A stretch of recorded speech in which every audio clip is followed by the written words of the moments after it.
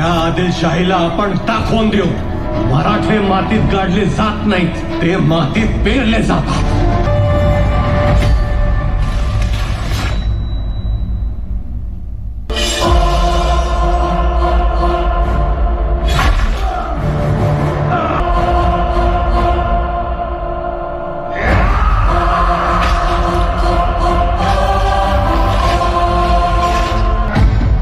शिवाजी नाही, शिवाजीराज म्हणायचं.